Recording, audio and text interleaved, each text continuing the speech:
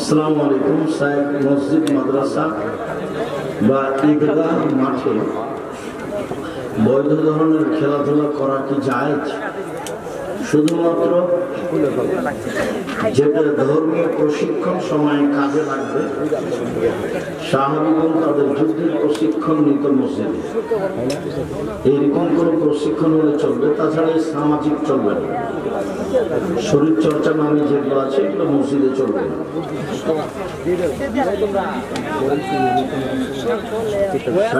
2 রাকাত বিশিষ্ট সালাত, যেমন ফজর, জুমা, নফল, ঈদের এমন সালাত গুলোর বৈঠকে বসার সুন্নাত নিয়মটা কি? যেখানে সালাম আছে সেখানে নিতম্বের উপরে বসতে হবে, বাম পা ডান দিকে বের করে দিয়ে, এটাই সহিহ হাদিস। যেখানে সালাম আছে 1 রাকাতে, তাহলে নিতম্বের উপরে বসতে হবে, বাম পা ডান দিকে বের করে দিতে হবে। সালাম আছে 2 রাকাতে, তাহলে ফজর। সালাম আছে 3 রাকাতে, তাহলে মাগরিব। সালাম আছে 4 রাকাতে, তাহলে জোহর, আসর, এশা। যেখানে সালাম আছে সেখানে নিতম্বের উপরে বসতে হবে। রিজিকের মালিক আল্লাহ।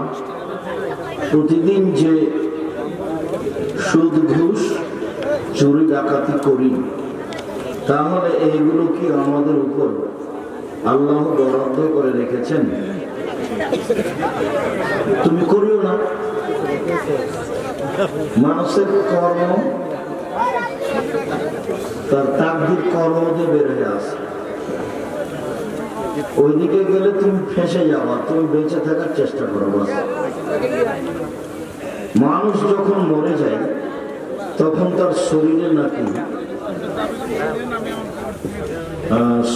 নাকি ব্যথা পায়। আপনার বক্তব্যে আপনি বলেছেন মৃত ব্যক্তিকে খুব ভালো করে গোসল করানোর জন্য। মৃত ব্যক্তি যদি ব্যথা পায় তাহলে ভালো করে কিভাবে গোসল করানো? তুমি এত দূরে গেলে কেন? ভালো করে গোসল করাতে হবে, গা হাত ভালো করে হাতে ডলে দিতে হবে।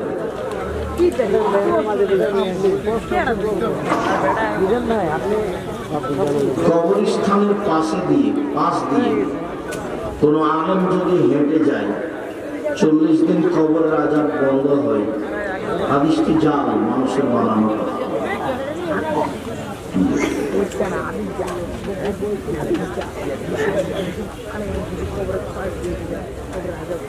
আদম সৃষ্টির 50,000 বছর আগে ভাগ্য লিখেছে, তারপর মায়ের পেটে আরেকবার লিখছে।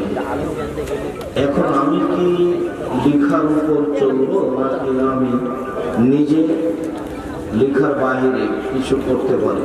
করো দেখি কি করতে পারো।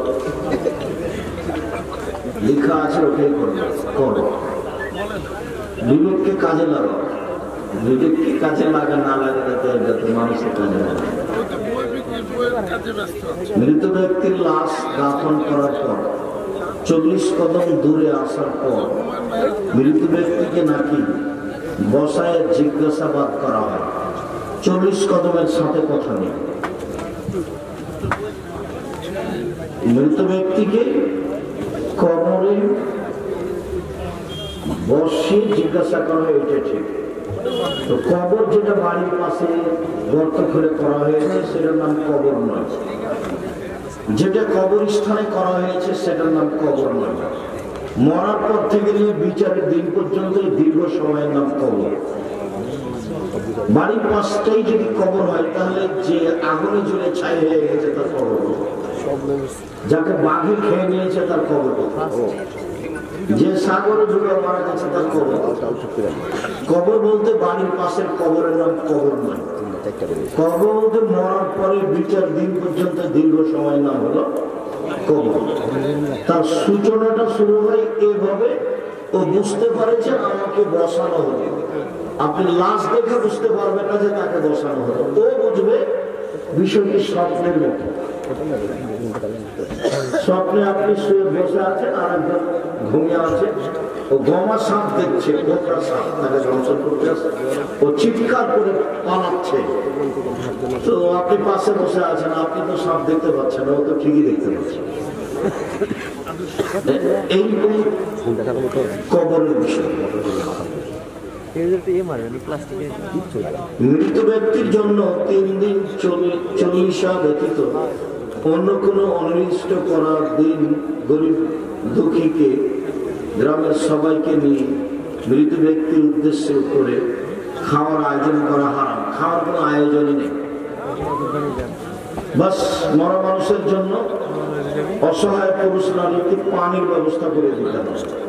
ওদের বাড়িতে কি বলবো দেখেছ, অসহায় পুরুষ নারীকে কাপড় দিতে হবে, ওটা হলো 1 নম্বর, এটা হলো 2 নম্বর। এরপরে টাকা পয়সা দিতে হবে।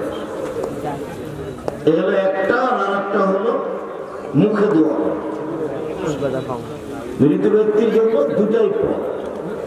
একটা হলো দান, দানটা শুরু হবে পানির ব্যবস্থা দিয়ে বা কাপড় চোপড় দিয়ে বা স্বাভাবিক টাকা পয়সা দিয়ে, শস্য দিয়ে। আর মুখে বলা, আল্লাহ তুমি আমার মাকে ক্ষমা করো। স্বামী রাগান্বিত হয়ে একসাথে স্ত্রীকে 3 তালাক দিয়েছে। এটা শরীয়তের বৈধতা কি? 3 তালাক 1 তালাকই হবে, 1001 কোটি তালাক দিল। 1 ঋতুতে, 1 হায়েজে, 30 দিনে 1000 বার তালাক দিলে একবারই হবে। আরেক তালাক দেওয়ার জন্য আরেক মাসে যেতে হবে। সেই মাসে যদি 1000 তালাক দেয়, এটা একটাই হবে। আরেক তালাক দেওয়ার জন্য আরেক মাসে যেতে হবে। সেই মাসে যদি 1000 কোটি তালাক দেয়, 1 তালাক। তারপরে স্ত্রী চিরদিনের জন্য তার থেকে বিচ্ছিন্ন হয়ে যাবে। পরস্পর 2 বার তালাক দেওয়ার পরে স্ত্রী ফিরিয়ে নিতে পারে, তখন বিবাহ করাতে হবে না। 1 তালাক দিয়ে সম্পর্ক ছিন্ন করে দিয়েছে, আর কোনো কথা নেই। বৈঠকে বসে কাগজে 3 তালাক লিখে দিয়েছে, বউ বিটি নিয়ে চলে গেছে, বা ছেলেরা চলে গেছে বাড়ি। 2-4 মাস পরে আবার বলছে যে আমরা সংসার করবো, তাহলে বিবাহ পড়াতে হবে। 90 দিন পার হয়ে গেলে বিবাহ পড়াতে হবে। 3 মাসে 3 তালাক না হয়ে 1 মাসে 1 বৈঠকে যদি 3 তালাক লিখিত করা হয়, তো 1 তালাকই হবে। এইটা 90 দিনের মধ্যে বিবাহ ছাড়াই ফিরিয়ে নিতে পারবে, আর 90 দিন পার হয়ে গেলে বিবাহ করে নিতে পারবে। আর যদি 3 মাসে 3 তালাক হয়ে থাকে, তাহলে আর কোনো পথ নাই নেওয়া। অন্য জায়গাতে বিবাহ হবে, সংসারের গতিতে কোনোদিন তালাক দিবে, তারপরে বিবাহ করতে পারে। আর যদি খোলা তালাক হয়, স্ত্রীর পক্ষ থেকে যদি তালাক হয়, তাহলে ওর জন্য ইদ্যত হলো 1 মাস। 1 মাস পরে কোনো জায়গাতে বিবাহ বসতে পারে মহিলা। আর এখন যদি আবার ফিরে যেতে চাই, বিবাহ খোলা তালাক লিখা হয়েছে, ফাইনাল হয়ে গেছে, সিগনেচার হয়েছে, টিপস হয়ে গেছে, এখন যদি বলে সংসারে ফিরে যাবো, আবার বিবাহ করা হয়। খোলা তালাকের ক্ষমতা বেশি। খোলা তালাক যেটা মেয়ের পক্ষ থেকে বলবে যে আপনার সংসার করবো না, মোহর আছে, সব বুঝিয়ে দিলাম। বুখারীর হাদিসে এসেছে, তো মহিলাকে আল্লাহ রাসূল বললেন যে তোমাকে মোহর ফেরত দিতে হবে। তো মহিলা বললো যে ফেরত মোহর তো দিব, আরো যদি কিছু লাগে সেটাও দিব। তখনও 30 দিন পরে অন্য জায়গাতে বিবাহ বসতে পারবে। আর এই স্বামীর সাথে বিবাহ বসতে চাইলে আবার বিবাহ করাতে হবে। আর স্বামী তালাক দিলে 90 দিন পর্যন্ত শুরু হয়েছে। পানি খাওয়ার নিয়ম কি? 1 হাতে নাকি 2 হাতে? 1 হাতে খাওয়া। আমাকে 2 হাতে দেখলে সেই জন্য নাকি অসুবিধা দেওয়ার মনে করি।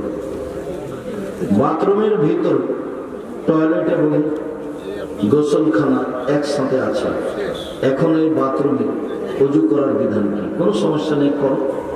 জামিয়া সালাফিয়া আমরা মিরপুর দাওয়াত সেন্টারে নিয়মিত জুমার খুতবা দিচ্ছি, ওতে বিষয়ভিত্তিক বক্তব্য আছে। পবিত্রতা চলছে আমাদের প্রায় 3 মাস থেকে। আগামী জুমায় পবিত্রতার আলোচনা শেষ হবে, পবিত্রতার শেষ পর্ব ইনশাআল্লাহ আগামীকাল। ওখানে বাথরুমে গোসল করতে পারবো, পেশাব পায়খানা করতে পারবো, কোনো সমস্যা নেই। কেননা ওটা পরিষ্কার পরিচ্ছন্ন আছে, প্লাস্টার করা আছে, টাইলস বাজানো আছে, পানি দিলে ধুয়ে চলে যাবে। আর বিসমিল্লাহ বলে ওযু শুরু করতে হবে, ওযু শেষ হলে দোয়া করতে হবে। নিষেধ যতক্ষণ পেশাব পায়খানা চলছে, পেশাব পায়খানা বসেছে উঠা পর্যন্ত কোনো দোয়া ছিপি করতে পারবে, উঠে করতে পারবে কোনো সমস্যা। এখনকার তো মানুষের টয়লেট শহর ঘরের চেয়ে সুন্দর।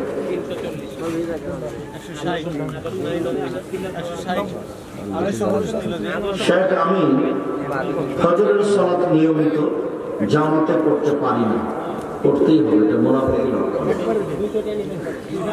এতদিন জামাতে পড়লে, একদিন জামাতে পড়লে 2 দিন জামাতে মিস হয়। তবে দিনে যখনই উঠি 7, 8, 9টায়, তখনই ফজর সালাত পড়ি। এখন আমি কি মুনাফিকের কাতারে পড়বো? ঘটনা তাই। তবে তুমি এক কাজ করো, আমার পরামর্শ যেটা সববার বহুবারই বলি, আজকে বলেছি না, তার একটা জরুরি কথা, তুমি রাত 10টায় ঘুমিয়ে যাও, যে কোনো মূল্যে, যে কোনো মূল্যে। একবারে নিজের উপরে মার্শাল্লাহ জারি রাখবে, কিসের নাই কার্ফিউ জারি থাকবে। কার্ফিউ জারি থাকবে মানে কি 10টা পার হবে না, পার হয়ে গেলে আমার অপরাধ হয়ে গেছে, আমি অপরাধী, এটা করো। তোমাকে রাত সকাল 8টা 9টা হওয়া লাগবে না, রাত 3টা 4টার মধ্যে ঘুম ভেঙে যাবে। ঘুমানোর সময় 10টা, রাত 10টায়।